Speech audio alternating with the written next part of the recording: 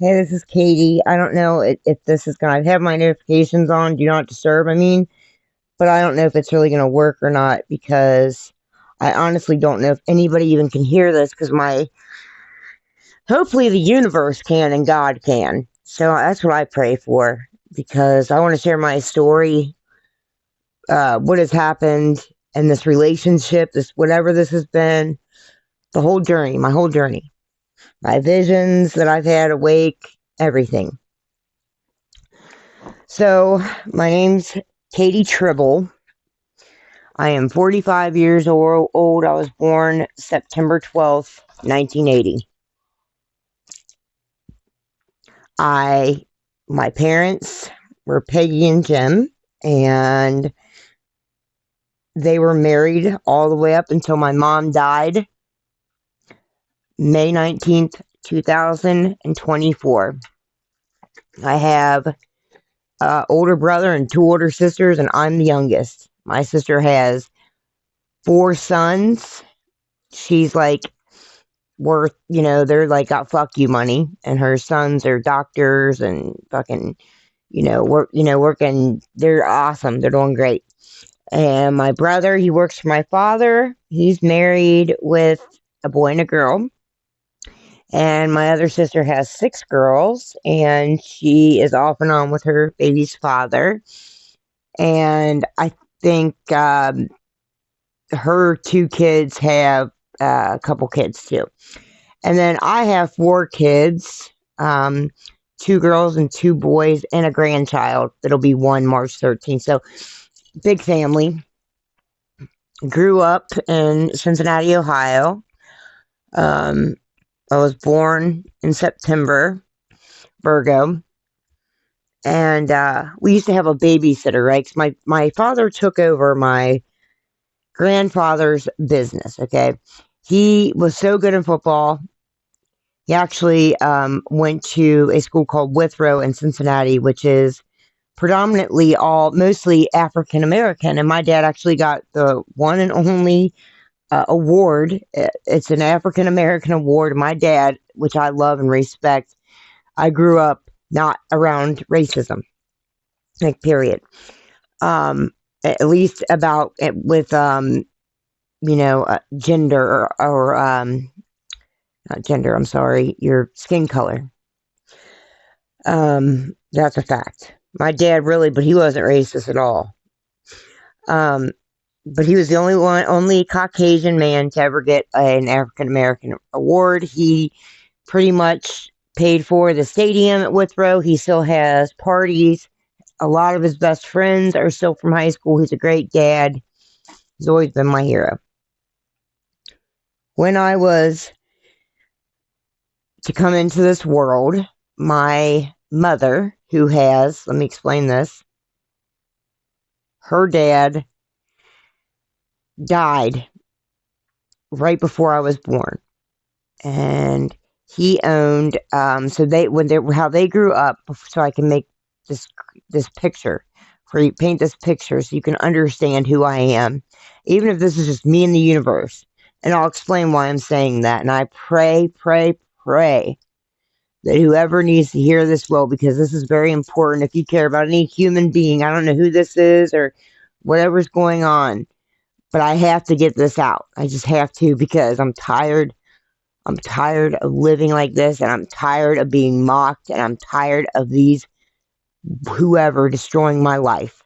And I'm taking me back. And the only way I know to do that is to expose it and let it go and be done. So, and if it's just the universe, well, good. The universe can hear me and fucking help me. Smoke cigarettes. I promised my kids I'd stop smoking. I quit shooting dope, and it's a process. Okay, so I'm going to give you a little synopsis about my mom's side of the family. So my mom's side of the family is, she has 11, had 11 siblings, okay?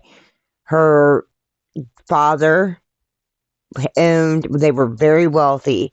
They owned a production company, made film for Disney, all these things, right? They had nannies and maids, and He brought 4 alligators back. Apparently the maid killed them. Just all kinds of crazy shit. Well, apparently I didn't know this, my papaw, who I never got to meet, on my mother's side, was married before. And he was in love with her. Her name is Martha. And apparently he really didn't want to marry my grandmother. I don't know if this is true or not. This is just what I was told. Like I said, never met him. And he used to call her a whore. He'd call her, in front of my mom and the kids, names and stuff. Well, all my mother's sisters are Marys. Mary Kathleen, Mary Gail, Mary Margaret, Mary Elizabeth, Mary. The boys, there's 2 sets of twins. So, and it's odd because each set has a boy and a girl.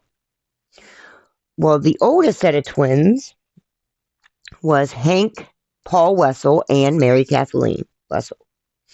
I am named after Mary Kathleen. My middle name is Kathleen. Mary Kathleen died when she was 3 years old. And that's when shit hit the fan for my mom, and my mom's family. So, and it probably hit the fan before that. This is just, again, what I was told. So, my Aunt Gay, who has passed on, rest easy in heaven, she was supposed to be taking care of Mary Kathleen and maybe Hank too.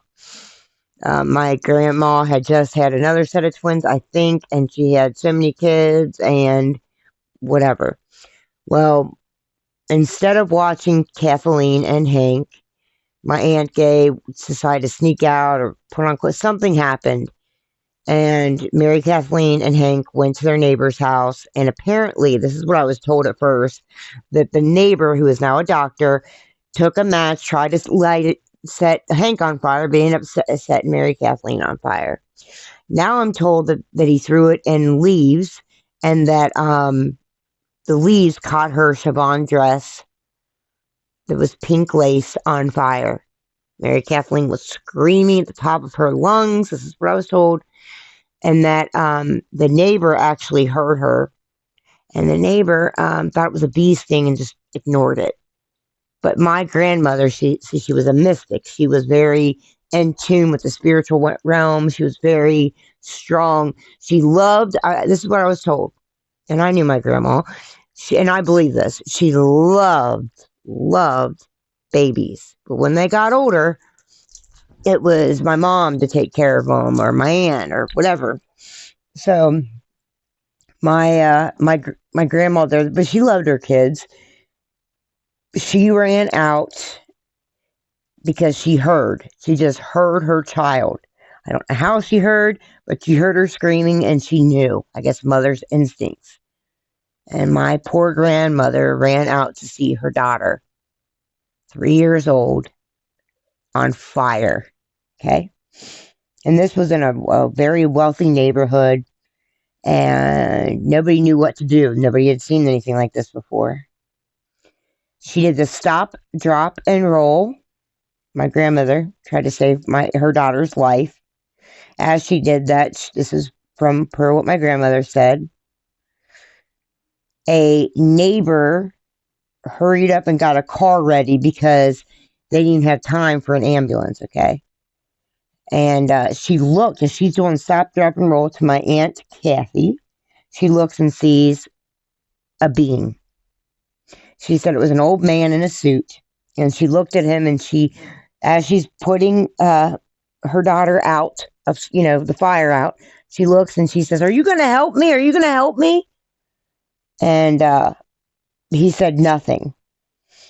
And by that time, the car had just arrived, and she looked back because she was going to tell them about this old man, that he was gone. She didn't think anything of it. And so they're on the way to the hospital, which I think this is so beautiful and so painfully hard. I couldn't even imagine. She's holding her little baby girl, and her little girl looks at her mom and says, "Mommy, am I going to God's house?" 3 years old says that. And the last thing she asked for was her dolly. They took her to a hospital. I believe it was St. Mary's, I think. I'm not real sure. Wouldn't let anybody in to see her except siblings, and I think not even the siblings could go, just a few of the older ones. I know they called my Aunt Mary. She was at boarding school. They called her to come there immediately, which she did. And Kathleen was very close to apparently the neighbor Marjorie, which is my Aunt Mary's best friend. They let her come in there. My Aunt Kathleen, she was 80% burnt, and she died, I think, October 4th of 1956. Now, the funeral is coming, and my grandfather lost it. He deeply loved Mary Kathleen, loved all his kids, but this was the first set of twins. She was very, they said she was just different, beautiful, black hair, curly, and I have seen a picture of her. They had a few pictures of her, so I don't know where they went to. It's weird because she looked a lot like me too. So anyway, my grandmother is at the funeral talking to everybody, and as she's talking about Mary Kathleen, she's burying her daughter. They had a pink, beautiful casket, and she sees that same old man, that same being. And she looks, and she was talking to the priest or somebody, and she wanted to go up to him, and she went to look back, and he was gone. She couldn't believe it. She thought, what in the world? She asked everybody, did anybody see that guy, that older man? Did anybody see him? She explains what happened and why she was asking, because she saw him when my Aunt Kathleen was set on fire. Well,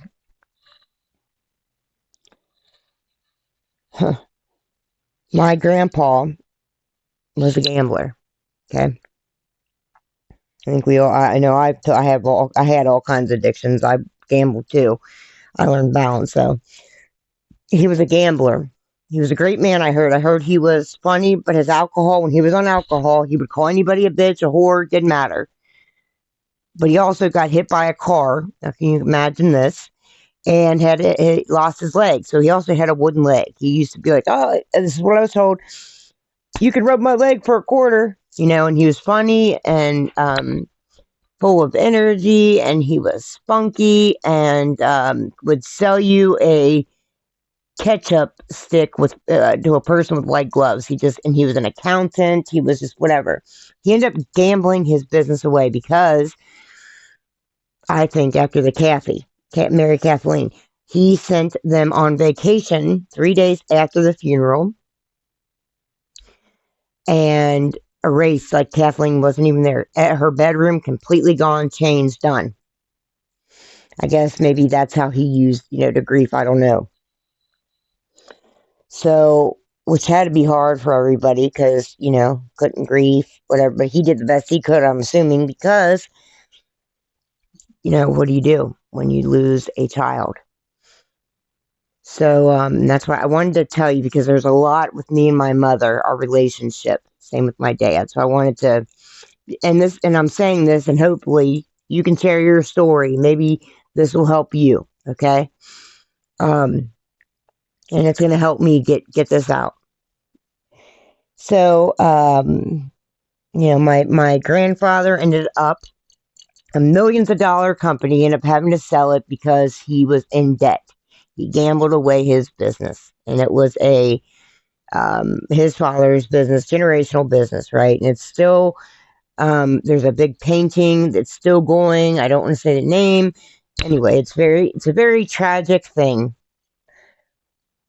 However, when my mother met my father in high school, they were high school sweethearts. Really sweet how they they're first.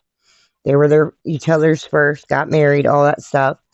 My father was, like I said, went to Withrow with my mom and could have went to the NFL. He had 6 or 7, maybe probably 10 scholarships, full ride to Michigan, whatever. He turned them all down because he wanted to take over my grandpa's business.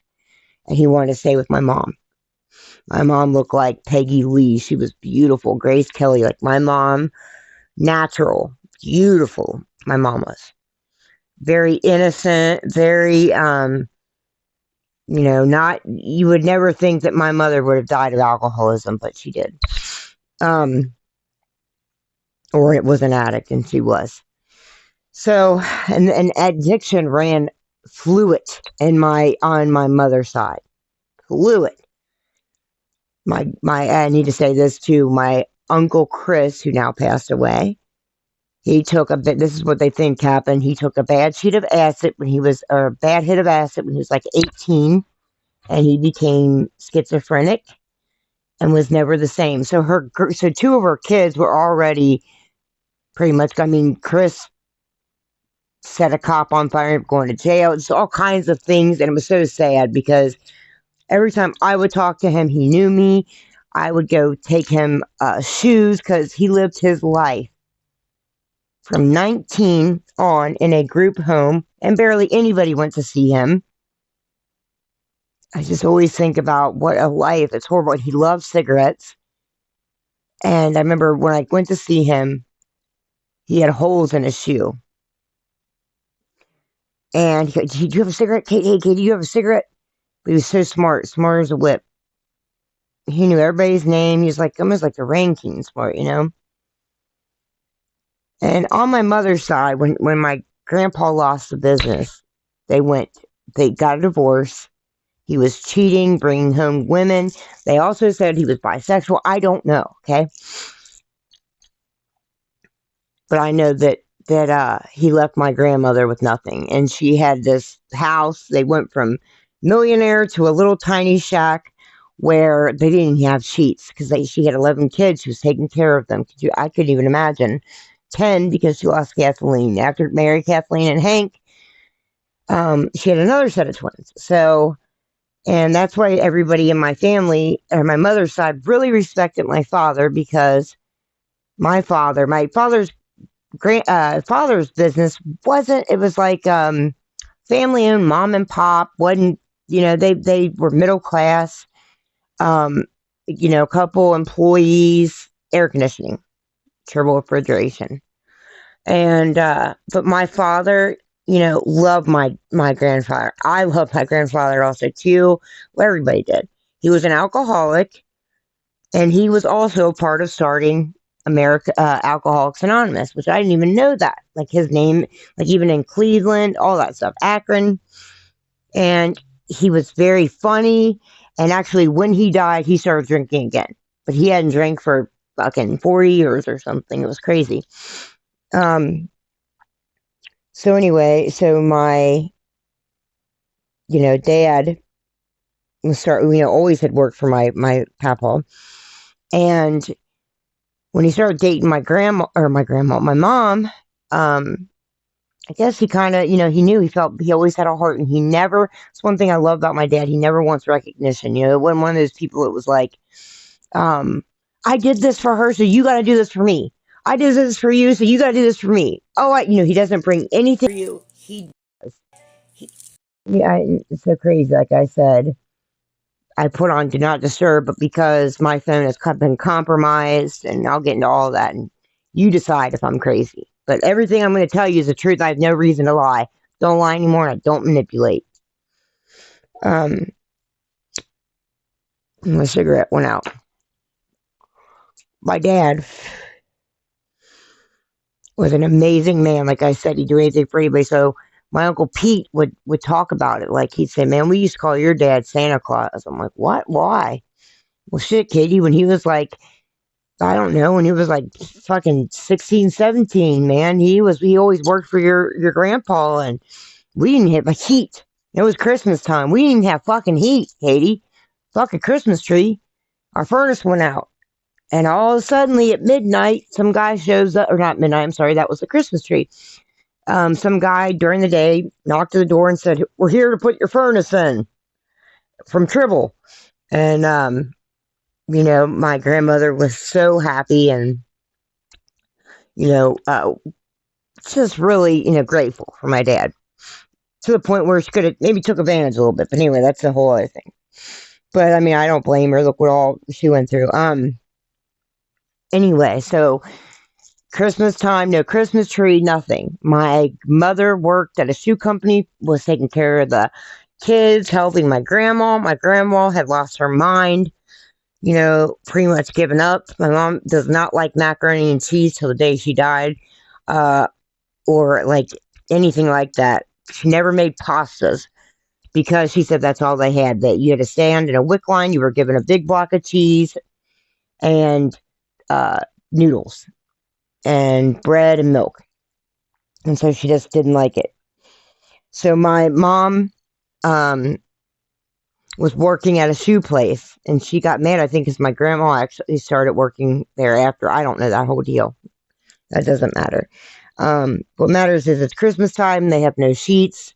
And for a few years, for my dad, they didn't even have Christmas, right? Birthdays, nothing. Well, they didn't have a tree. So, again, no, my Uncle Pete said not one time was there a bill for that furnace, and furnaces were really expensive. And he said, Katie, every year when your dad was dating my sister, your mom, we knew it was him. We never said anything, and he never said it was. At midnight, Christmas Eve, there'd be a knock at the door, and somebody would leave a Christmas tree with all the trimmings on it, bag with presents. And that was my mom, my dad, my mom. And he said, I was so grateful because we each got a toy. My dad and mom weren't even out of high school. They were doing the best they could. He said, I was so grateful because one year we had sheets. I had sheets on my bed and a toy. And I don't know, when he told me that, it just really made me feel good. Feel so lucky to have a father that is so amazing that I know would do anything for anybody. But he also was not stupid. You couldn't come to him and be on drugs and be like, can I get that? No, he's not going to give money. He will, but it's about, he'll do it if it's really needed. You can depend on my dad. Well, my Uncle Pete said, Katie, I was in law school, and my own father, who robbed me, took money from me when I was working for him. And he was accounting, filling out the checks. He was taking my money and gambling it away. But you know what? I don't know how my grandfather felt because I wasn't him, but I couldn't imagine. Again, it's not an excuse. I know he went through a lot too. But anyway, he said he asked everybody, his Aunt Betty, who was very wealthy, everybody for the tuition for his school, and nobody would give it to him. Not even his father, and my dad was the only one that did it. And my Uncle Pete said, I promise I'll pay you back. And he said, Katie, you know what I found? I said, I paid your dad back, sent it. And I checked, and I kept thinking, God, my account's off, blah, blah, blah. Your dad never cashed it either. So what does that tell you? So anyway, I just wanted to give a little bit about my mother's side of our family. My dad's side of the family, amazing, very close knit. My grandma, oh, I love my grandma, very close to her, way closer than my other grandma. My grandma on my mom's side used to say something was wrong with me. She'd go, does she have limestone disease? Does she have, and I'll explain everything. I always felt like I didn't fit in anywhere. But when I was with my grandma or my papa or even my dad, when me and my dad would go to the racquetball club, and sometimes when I was with my mom, but and with my brother, it was cool. Me and my brother are very close, but I haven't talked to him in 30 years, so that's a whole other story. So anyway, my mom, my dad's side of the family had his father, who started Alcoholics Anonymous with Bill and and then my grandma. They ended up getting a divorce, and my aunt is really my cousin. My grandma was so amazing with kids. She ended up adopting her daughter's kids, who she had at a very young age. She's just really awesome, and she could cook like you don't even know. But they ended up getting a divorce, and I was told when my grandfather was drinking, that's when they divorced. But she always kept the name. You wouldn't have known it. Like they always like were together at Easter and stuff. So I really didn't know that. My grandfather died in 1985. I was so close to him. He always made me feel so special, man. He would be like, Katie, come here. You got a phone call. It's gonna be Michael Jackson's on the phone for you, Katie. Boy George, you gonna talk to Boy George or Michael Jackson? And like my Aunt Jamie and my Aunt Judy, who I was probably close to aunt, she would do it. She'd mess with me. They'd always call me and pretend. I really thought sometimes that it was Michael Jackson and Boy George. I was only 4 years old. And so anyway, that their side of the family. So I had a really, really, again, my mother married. They had a really nice little house in a cul-de-sac with a pool. From what I was told, they really, really saved up. At first, it was really hard. My mom said they struggled. My dad would put envelopes of money and save it and save it. He was very responsible. My dad's word is bond. If he told you something, he did it. That's just what I know about my dad. I've never known him to lie or, and when he got mad and my dad had something to say, I just remember looking up to my father, even my mom, and the whole world stood still when he talked. Because you knew if it was something serious, listen. But he was also funny. My dad, if he liked you, he'd call you a name that was not yours. We had a bartender for parties, and she happened to be our bus driver. And my dad would call her. Her name could have been Sue, and my dad would go, Patsy Pagata at the bus stop. She's coming to do the drinks, Peggy. And all this stuff. How my dad talks a little bit. But anyway, he worked his ass off. And when I was born in September, so I was 3 weeks late. I think my mom resented me because she couldn't say, and she was very close to her father. Now, my grandfather died in August of 1980. I was born August 30th, 1980. I was born September 12th, 1980. So I never got to meet him. She couldn't go to the hospital. The doctor refused her to see her father die because she was pregnant with me. Okay. And now they say my grandfather died, okay, because this is really, he was working for my father. My father always gave people chances. Always. Oh my gosh. And so my father didn't even know. I think one of the maids at my aunt and uncle were very wealthy. They lived in a place, town called Indian Hill, which is one of the wealthiest places in Cincinnati. He was a bookie, and he got in trouble, and a pro golfer, and she was a real estate agent. And they're still alive. They're actually living kind of in a hospice thing, but they're still pumping. They're amazing people. Been through a lot. But anyway, I pray for them all the time. But so he was living with my Aunt Mary, and I guess the maid or going at the nanny. I don't know if the nanny, whoever, was going through his dry cleaning, getting ready to take his outfits, which he was working for my father, and they found a bunch of check stubs in my father's name, and my grandfather stole 90 grand and up. Okay.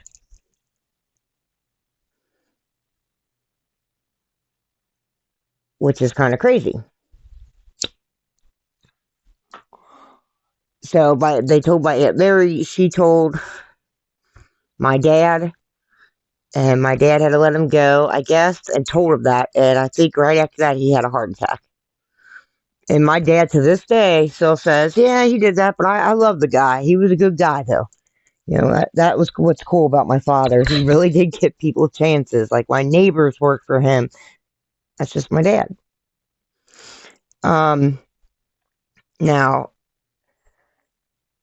let's see. Okay, so they were in this cul-de-sac, and when they were there, they moved to the house that they still live. Well, my dad and my sister and his new girlfriend. I don't think she lives there, but she's there. She's a nice lady. Actually, she has the same name as I. So, he saved up and he was booming. He expanded the business like huge, from 2 employees to 30 employees on, he was doing awesome. They bought a huge house, which we would, it was like a mansion, it was, he did very well. My dad always paid cash for Corvette. Like, he was very responsible with money, went on cruises, like, you know, had a great life. Well, they always had babysitters, and her name was Cheryl. She babysat my brothers and sisters before I was born. And and they lived in the same neighborhood, a street over, or 2 streets over from where my parents lived. Cheryl was like 16 years old, maybe younger, and always babysat us. Well, when I was born, her mom was Vicky, and she loved babies too. She loved kids. She's an amazing woman. She began to watch me, and she began to be like my mom, my second mom, her and Sonny, my parents. If it wasn't for them, I probably don't know what I would have done, to be honest. But it's also a catch-22, because I always felt like I was never wanted. So when my parents would go on vacation, even with the kids sometimes, I guess I was young, Kate stay at home. I did, or stay with Vicky when I was little. Now, I did go to Disneyland and Hilton Head and Gatlinburg, and I was forgotten. One time they forgot me at the chalet. My dad had to come back and get me. I was 4 years old. So I really did always think, like, I just didn't fit in. I didn't feel like I was really, I don't know, like, I always wanted attention, good or bad. I didn't care. I wanted my mom to desperately love me, and I just never really felt that from her. Sometimes, but I felt like it was always a competition or something. She coached me in soccer, but I could score 100 goals and she would ruin it by going, well, I'm the one that coached you, so if it wasn't for me, stuff like that. I love my mom. Take a trillion bullets for her. However, I have to be honest about things too. So I was always over Vicky's. Like, she taught me how, like, my mom never, like, I don't remember my mom giving me baths or cutting my nails or doing anything like that, teaching me things that Vicky taught me. I used to hate it. Vicky would always wash my hair with a cup. I would scream and cry. She would trim my nails. I remember we would have dinner. We'd have glasses of water. She had pasta. They were Italian. They made the best food. And they started getting close to my mom and dad. They would go out to eat with them. He was like my second dad, Sonny Mancini.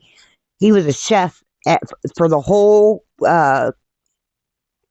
Kings Island, which was a amusement park, huge, and he was like the president of food and operations. So he did so well, which they sold to Paramount, and he started his own business.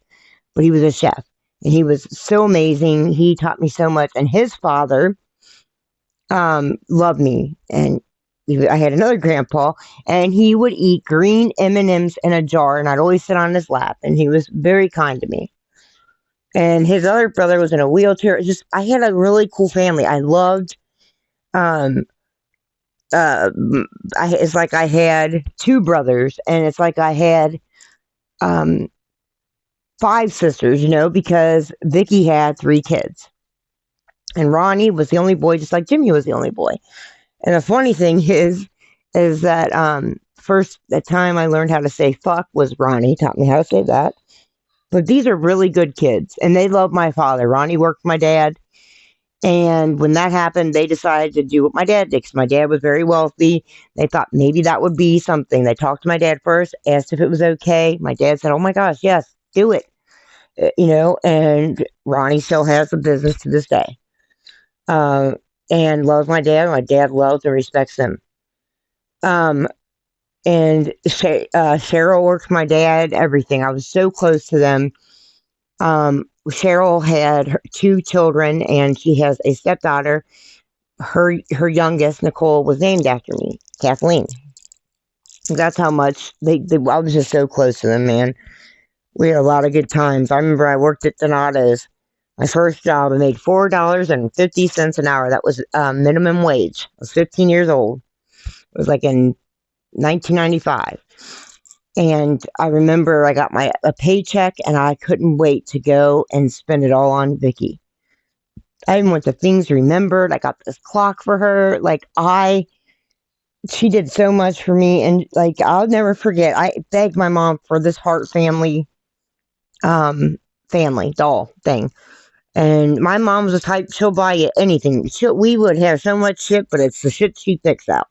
So like, and I was grateful, but it was like bell bottom velvet pants and you're going to say something about it? Well, guess what? Then you don't get it.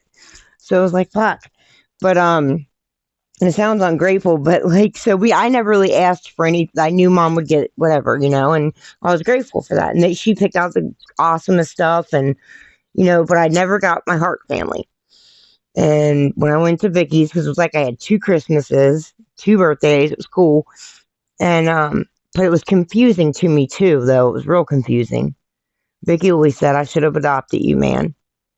And, I'd have 2 birthdays and stuff, 2 Christmases. My mom, which I had mentioned before, she coached me from soccer from, 6th till 8th grade. So I was 12. And I played in high school, but I was like a star. I remember the first time I started playing, I was like, what do I do, Mom? She said, score goals. I scored 10. So I was like really good. And I met my best friend, who we all went to private schools, she's now a doctor. I talk to her to this day. We're not as close. We went on 2 different paths. But anyway, so when I was younger, like I want to say this because I have to get everything out. I would lie. I would make up stuff. I would want attention from my mom. I mean, it didn't matter. If it was good or bad, I would cut myself in the bathroom, because she never talked to me. I didn't know she was drinking and I'm paying. Like, I didn't know all that. I just knew my mom, the coaching and things. That was like our time. I would love that.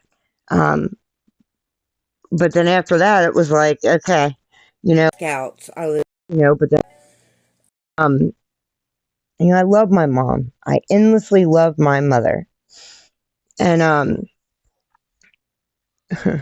so anyway, I remember like, I disappointed my mom somehow or something. I never wanted to disappoint her. I remember going to the bathroom, cutting myself with a razor. I still have the scars on me.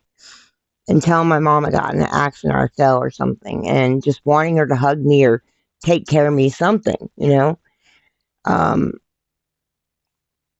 And then I remember I would make so about 6 years old, I love my cousins. We were all very close. I was probably 7 years old, actually.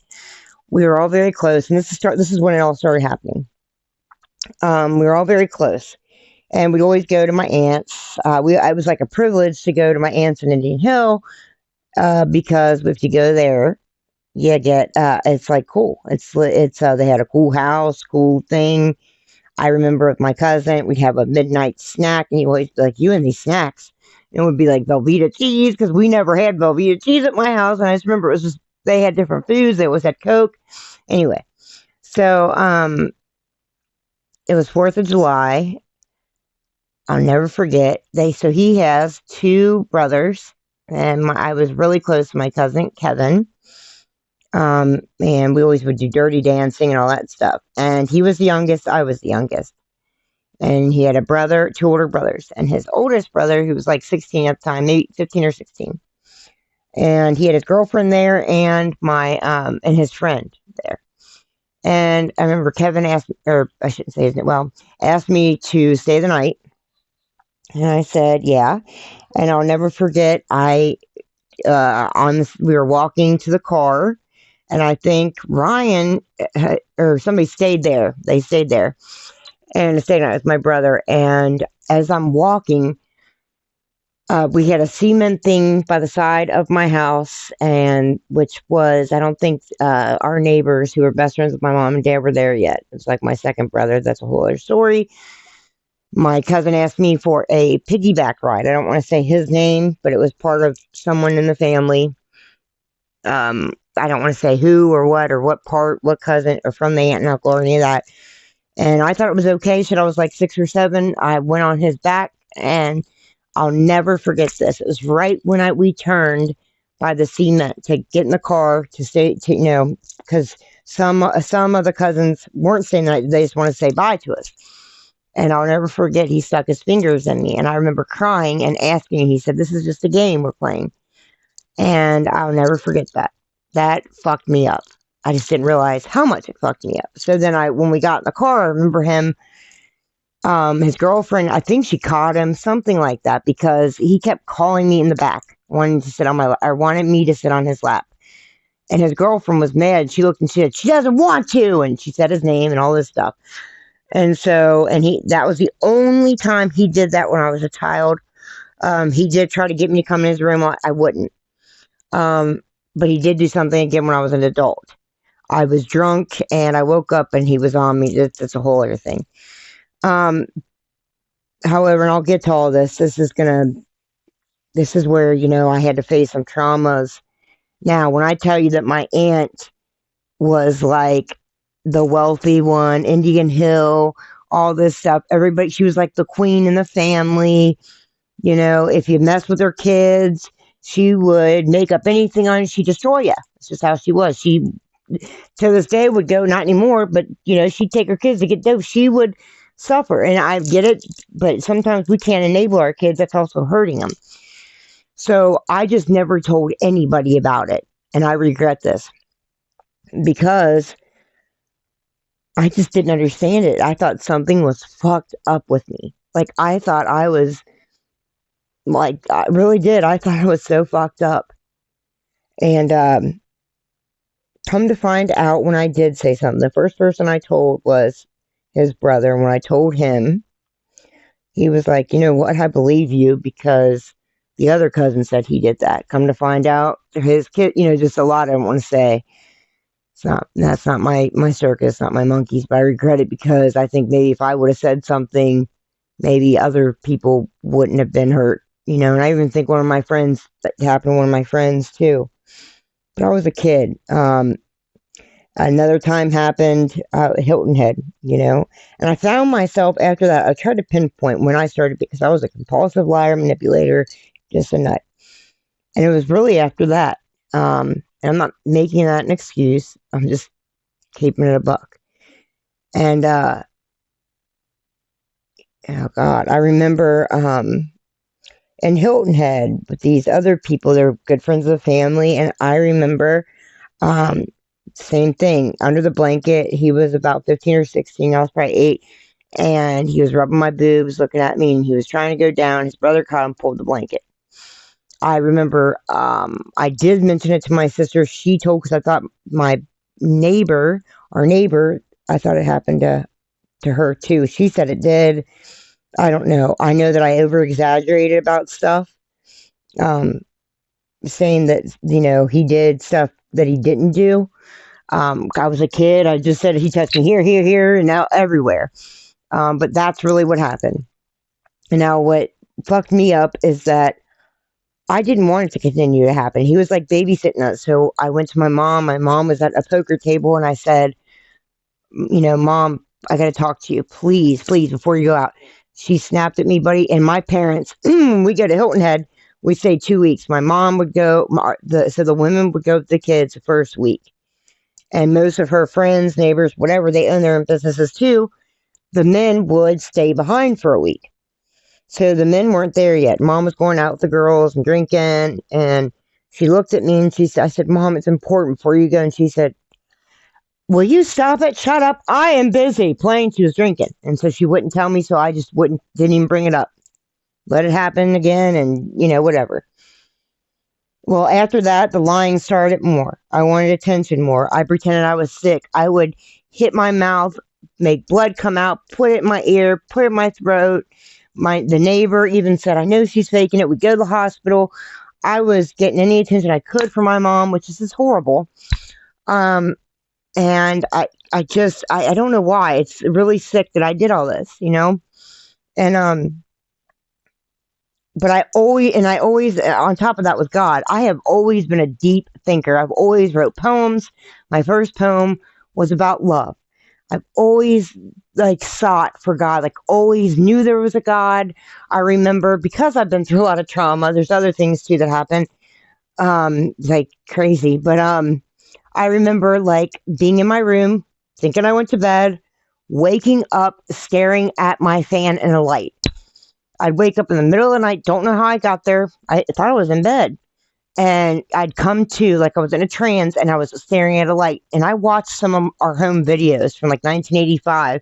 And you can see me like daydreaming, always like in between two worlds, I guess. You know, it was just crazy. So, and I never told, like, I didn't want to tell Vicky. I thought when somebody, because a boy touched me, it was my fault. That was my fault.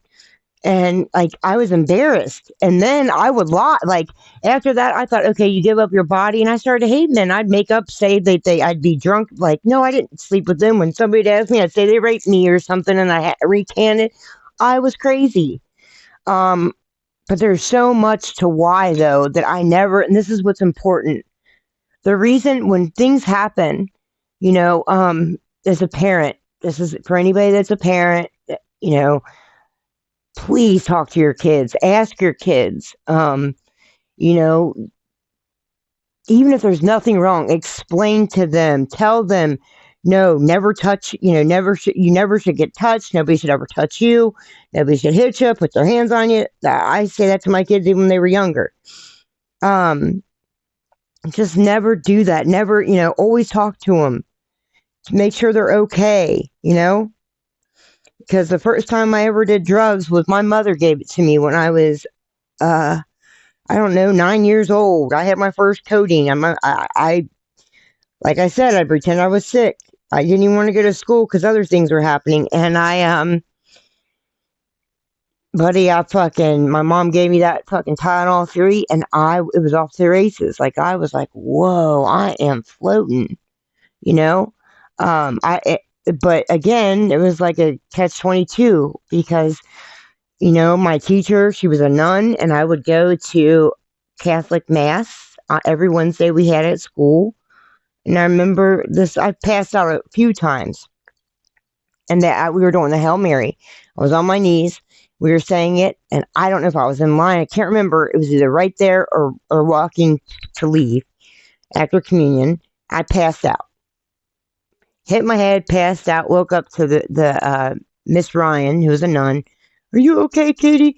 And I remember, like, what happened there? And I'd always think deep, like, whoa, did God come to me and talk to me? Or, you know, so I would literally skip recess, skip my lunch. And recess, honey, was everything. We would play kickball, and it was so fun. And I would skip it, though, and I would go to, not all the time, so a few times, like twice, 2 or 3 times.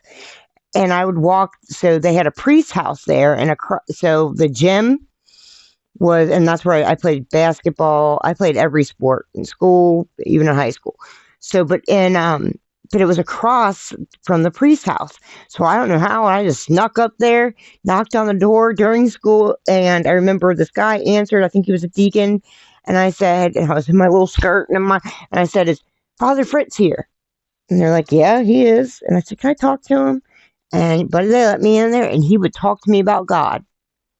And it was so cool. I wanted to know everything. Like, tell me, like, what is Jesus? Who is Jesus? What did he do? Like, what do you think? You know, I wanted to know.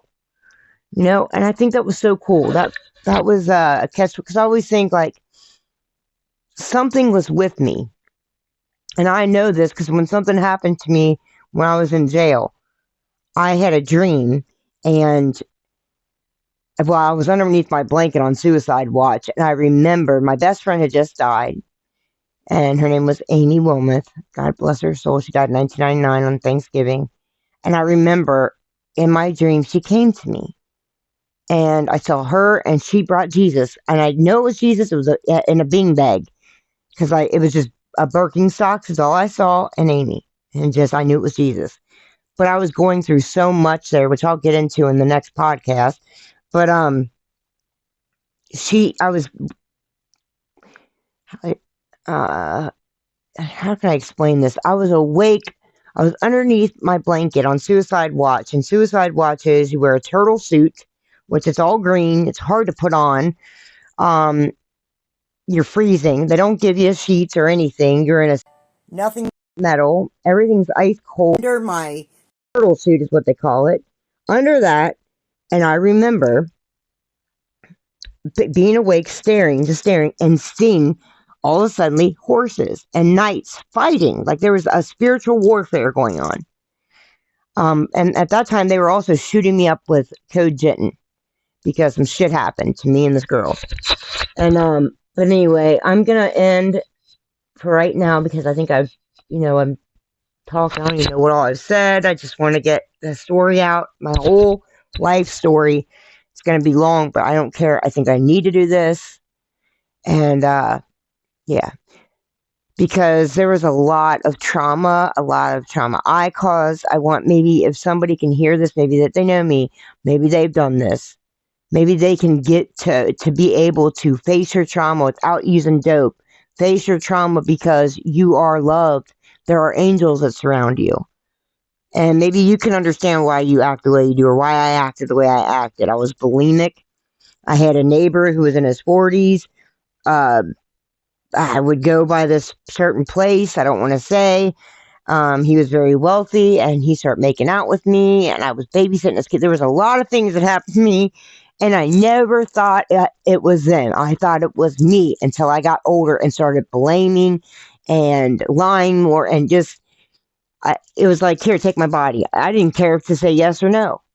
Even if I'd be all drunk and this guy who everybody knew was a pervert, and I remember I was so blacked out drunk, and I woke up and he tried to put his thing in my mouth. And I mean, just all kinds of, I have been through a lot. And I know a lot of people have, most people have, but I want my fucking story out there and the truth. No exaggeration. If you judge me, you judge me, but I'm going to get this fucking story out. So this is part 1, and it's going to be long, and probably, I don't know who will listen to it. If it's just me and the universe, that's fine by me. So, I will talk to you guys later. All right, bye.